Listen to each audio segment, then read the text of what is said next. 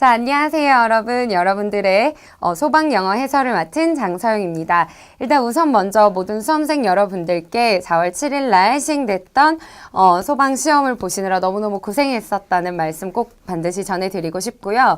일단 아마 여러분들이 뭐 시험장에서 보는 체감 난이도는 아마 준비하셨던 것보다 월등히 높았을 거라고 생각이 들긴 하지만 이게 그냥 단순히 체감 난이도의 문제는 조금 아닌 것 같아요.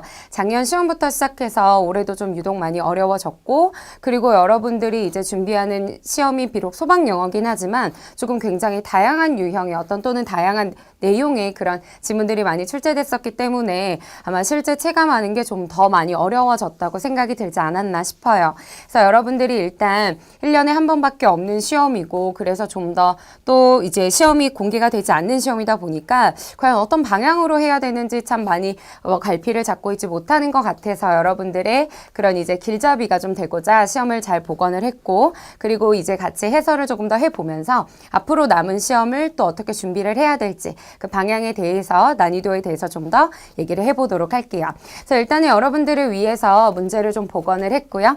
그리고 여러분들이랑 같이 하나씩 어느 정도의 난이도인지 또는 어떤 내용이 나오는지 같이 살펴보면서 해설을 나가도록 하겠습니다. 자, 일단은 저는 비책형을 여러분들을 위해서 좀 준비를 했고요. 같이 보시면 일단은 지문의 여러분 전체적인 내용에 관련해서 먼저 좀 말씀을 드리자면 일반적인 난이도가 조금 이제 고등학교 예전엔 같은 경우에는 고등학교 정도 수준이었다면 지금은 거의 대부분의 출처가 논문이나 아니면은 조금 더 이제 심화되어져 있는 어떤 그런 책 내용에서 좀 발췌한 내용들이 많아요. 그래서 여러분들이 기본적으로는 글을 읽는 능력도 물론 요하는 것도 있지만 지문 전체적으로 말하고자 하는 논점, 요지 이런 것들을 반드시 캐치를 해내셔서 문제풀이에 활용을 하셔야 될 것 같아요. 일단 여러분 지금 이 문제는 흐름 문제고요. 흐름 문제에서 가장 중요한 거는 글 전체적인 어떤 이제 통일성, 그리고 글의 어떤 이제 논리에 대해서 이제 좀 묻고자 하는 거예요. 이런 유형을 풀 때 이제 유형별로 조금 설명을 드리자면 일단 1번 번호 앞에 있는 이 문장 같은 경우는 일단 옳은 문장이에요. 그죠? 그래서 이 옳은 문장이기 때문에 이 여기 부분에서 말하고자 하는 논점과 키워드를 잘 캐치하셔서 다음 문장하고 어떻게 연결되는지 보시는 게 굉장히 중요하거든요. 이게 바로 단순히 그냥 읽는 걸 요구하는 게 아니라 학생들에게 과연 이 학생이 이해하고 있는가, 학생이 논리는 있고 사고력은 있는가, 이걸 좀 캐치하고자 하는 유형이에요. 보시면 지금 여기 같은 경우는 sculpture, 이 지금 지문의 내용은 여러분 조각상에 관한 내용이 나올 거고요. 이것이 오랫동안 뭐를 해왔다, 많은 역할을 해왔다라고 했어요. 여러분도 혹시 이런 거 배웠는지 모르겠어요. 영어 지문의 같은 경우에는 역삼각형의 구조를 이루고 있어요.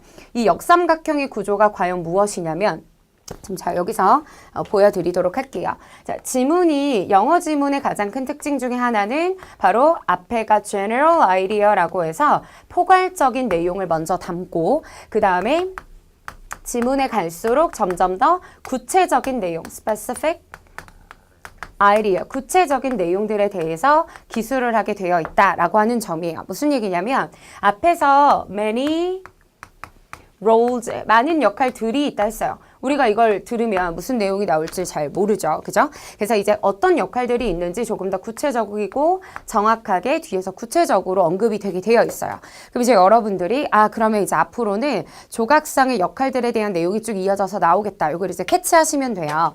자, 그리고 또 이제 글의 흐름 전개 방식을 알려주는 것 중에 하나는 for thousands of years, 수천 년 동안이라고 했기 때문에 이거는 역사적으로, 그러니까 과거부터 현재까지 시간적인 흐름에 따라서 이어지겠구나라는 걸 캐치를 하고 보는 거랑 그냥 구구절절 끊어가지고 단어 나열로 해석을 하는 거랑은 당연히 속도도 정확도도 다르겠죠.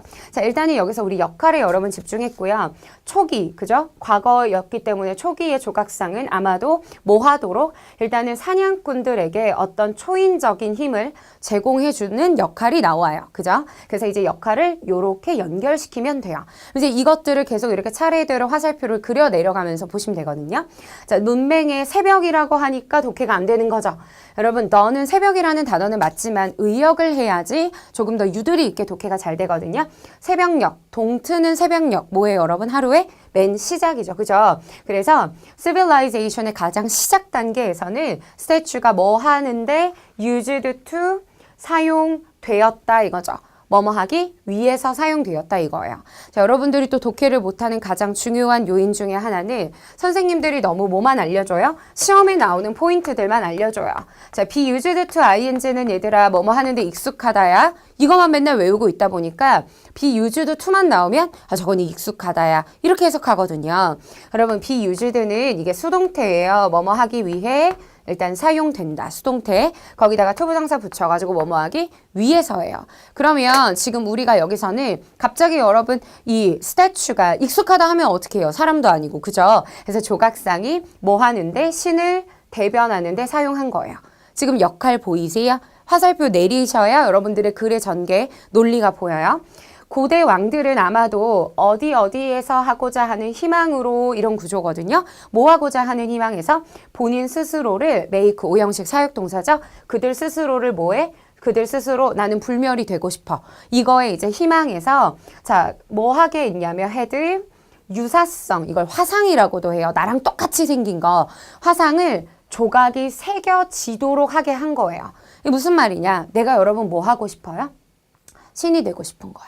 불멸이 되고 싶은 거예요. 그래서 왕이 이걸 이제 불멸의 어떤 것으로 이제 묘사를 하게 했고, 그리고 이에 따라서 여러분 어떤 조각상이 만들어지게 되냐면, 그래서 이제 초상화의 portrait sculpture, 초상화의 조각상이 was born, 이제 탄생하게 된 거죠. 지금 다시 한번 볼게요. 조각상이 역할이 많아요. 그 역할 중에 하나가 처음에는 이제 사냥꾼들에게 어떤 역할을 했는가. 그 다음에 이제 또 문맹의 단계에서 뭐 하기 위해 사용되었어요? 신을 대변하기. 그리고 또 이제 고대 왕들 같은 경우에는 자신들이 이제 불멸이 되고자 초상화에, 그죠? 초상화에 이 조각상이 만들어지게 됐다라고 하는 거죠. 자, 그러면 3번 보도록 할게요.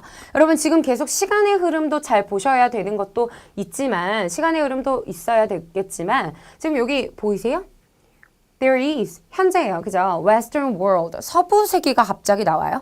우리는 지금 글의 전개 방식을 어떻게 봤냐면, 여러분, 시간의 흐름이에요. 시간의 흐름.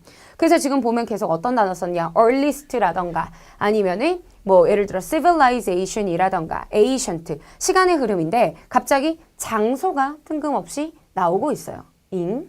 서부 세계. 그죠? 이것도 좀 이상해요. 자, 그 다음에 현재 시제가 갑자기 튀어나와요. 우린 분명히 시간의 흐름인데.